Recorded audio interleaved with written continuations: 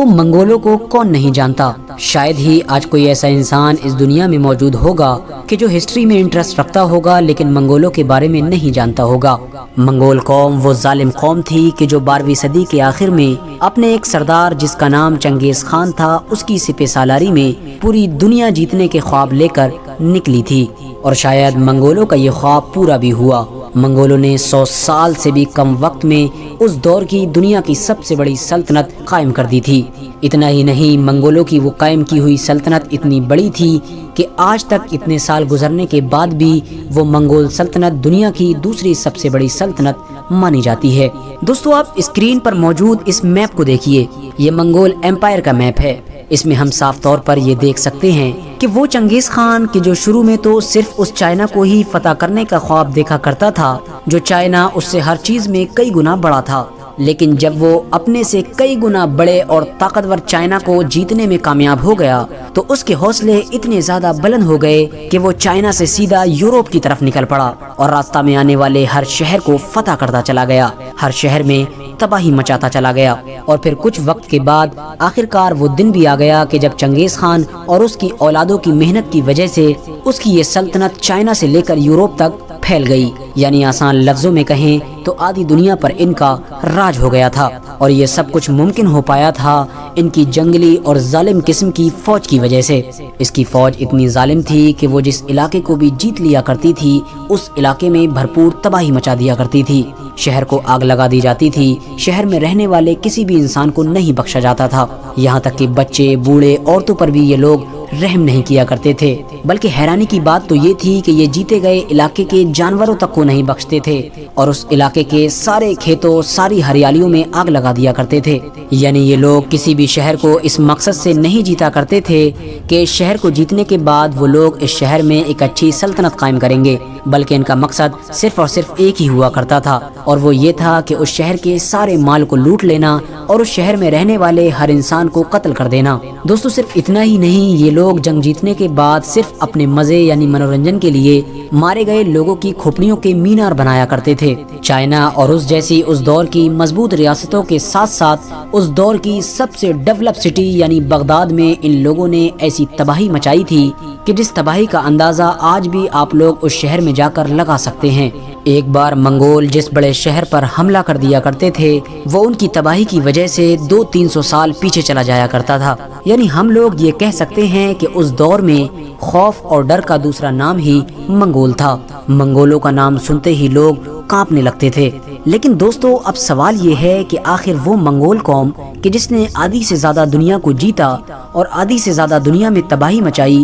وہ آخر کبھی ہندوستان پر قبضہ کیوں نہیں کر پائی، حالانکہ ہندوستان تو ان کے بالکل قریب میں تھا۔ اب آپ لوگوں میں سے بہت سارے لوگوں کے دماغ میں یہ خیال بھی آتا ہوگا کہ ہو سکتا ہے کہ منگولوں نے کبھی ہمارے بھارت دیش پر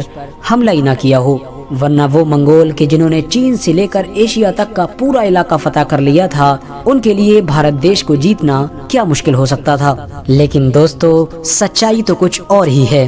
دنیا کی بڑی سے بڑی طاقتور اور بڑی سے بڑی امیر سلطنتوں کو اپنے قدموں پر جھکانے والے یہ منگول بھلا اس دیش کو کیسے چھوڑ سکتے تھے کہ جو اس دور میں اتنا زیادہ امیر تھا کہ اس کی امیری کی وجہ سے اسے سونے کی چڑیا کہا جاتا تھا، اور یہ دیش تھا ہمارا پیارا دیش یعنی بھارت۔ دوستو ہندوستان کی بھرپور ہریالی اور مزیدار مسالے اور اس کی امیری کے بارے میں تو منگول قوم نے بہت پہلے سے ہی سن رکھا تھا، اور شاید یہی وجہ تھی کہ جب منگول تھوڑے سے ہی طاقتور ہو پائے تھے تب ہی سے انہوں نے لگاتار ہندوستان پر حملہ کرنا شروع کر دیا تھا۔ لیکن شاید یہ ہم ہندوستانیوں کی خوش قسمتی ہی تھی کہ پوری دنیا کو اپنے قدموں میں جھکا دینے والے یہ منگول کبھی ہمارے بھارت دیش پر قبضہ نہیں کر پائے، بلکہ جب جب ان لوگوں نے ہندوستان پر حملہ کیا تب انہیں بہت خطرناک ہار کا سامنا کرنا پڑا، اور ہمارا بھارت دیش ہمیشہ ان جانور اور ظالم قسم کے لوگوں سے محفوظ رہا۔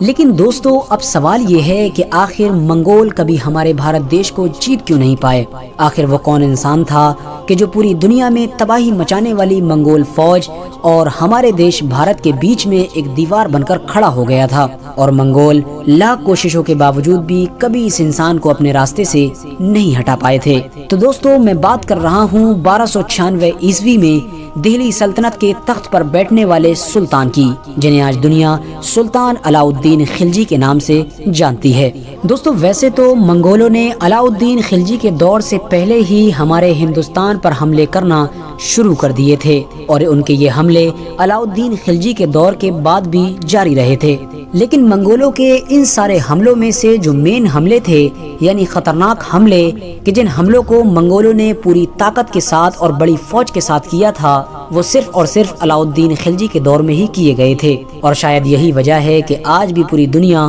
منگولوں سے بھارت کو بچانے کا کریڈٹ علاء الدین خلجی کو دیتی ہے۔ جس دور میں علاء الدین خلجی دلی کے تخت پر بیٹھے، یہ وہ دور تھا کہ جب منگول پوری دنیا میں سپر پاور بن کر ابھرے تھے۔ اس دور میں منگول اتنے خطرناک اور طاقتور بن چکے تھے کہ وہ اپنی فوجوں کے گھوڑوں کا منہ جس طرف موڑ دیا کرتے تھے، وہ سلطنت خود بخود ان کی سلطنت میں شامل ہو جایا کرتی تھی۔ بڑی سے بڑی ہوشیار فوجوں میں بھی یہ ہمت باقی نہیں رہ گئی تھی کہ وہ منگولوں کا کھلم کھلا مقابلہ کر سکیں۔ علاء الدین خلجی کو ابھی سلطان بنے ہوئے صحیح سے 1 سال بھی نہیں ہو پایا تھا کہ منگول جیسی دنیا کی خطرناک فوج نے ان کی سلطنت کے بارڈر پر بھی دستک دے دی، اور یہ وقت تھا سن 1297 کے لاسٹ کا اور 1298 کے شروع کا۔ منگولوں سے نپٹنے کے لیے سب سے پہلے تو علاء الدین خلجی نے دہلی میں رہنے والے ہر عام اور خاص انسان کو اپنے مضبوط قلعوں میں محفوظ کیا، اور اس کے بعد منگولوں کی ایک بڑی فوج کے مقابلے میں اولو خان اور ظفر خان کی سپہ سالاری میں اپنی ایک فوج بھیجی۔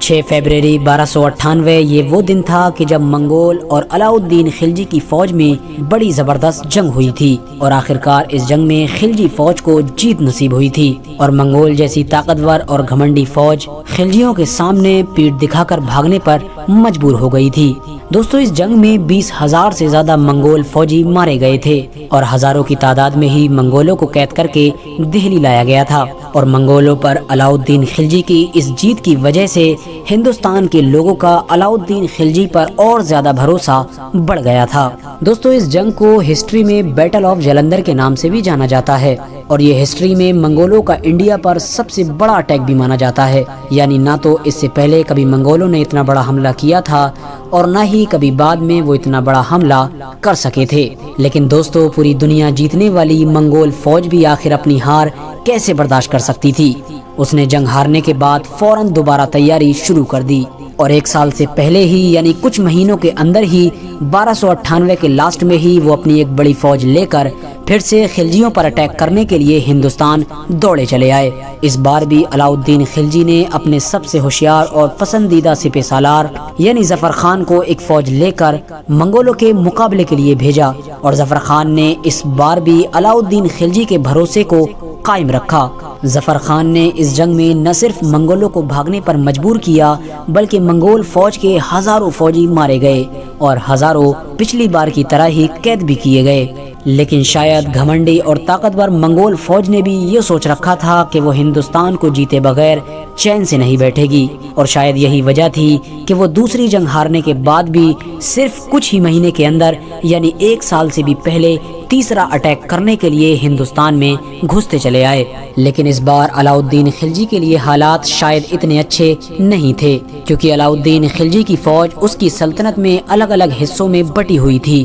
اور شاید یہی وجہ تھی کہ علاء الدین خلجی نے اپنے کمانڈر یعنی سپہ سالار ظفر خان کو یہ حکم جاری کیا تھا کہ جب تک میرا حکم تمہیں نہ ملے جب تک تم منگولوں پر اٹیک نہ کرنا، کیونکہ علاء الدین خلجی سمجھ چکے تھے کہ اس وقت منگولوں سے لڑنے کی بجائے انہیں صرف روکے رکھنا ہی بہتر ہوگا۔ لیکن ظفر خان نے علاء الدین خلجی کی بات کو نظر انداز کرتے ہوئے منگول فوج پر حملہ کر دیا۔ ظفر خان کا یہ حملہ اتنا زبردست تھا کہ کچھ گھنٹوں کے اندر ہی 5000 سے زیادہ منگول فوجی مارے گئے اور سینکڑوں فوجی قیدی بھی کر لیے گئے۔ لیکن فوج کم ہونے کی وجہ سے خلجی فوج منگولوں کا پرانا والا حال نہیں کر پائی، اور شاید یہی وجہ تھی کہ خلجی یہ جنگ جیتنے میں تو جیسے تیسے کامیاب ہو گئے تھے، لیکن اس جنگ میں انہوں نے اپنے قیمتی خزانے کو گنوا دیا تھا، یعنی اس جنگ میں ظفر خان شہید ہو گئے تھے۔ بھارت میں بار بار ہارنے کے باوجود بھی منگول چین سے نہیں بیٹھے۔ 3 بار لگاتار خلجی سے ہارنے کے باوجود بھی 1303 میں انہوں نے چوتھی بار اٹیک کیا،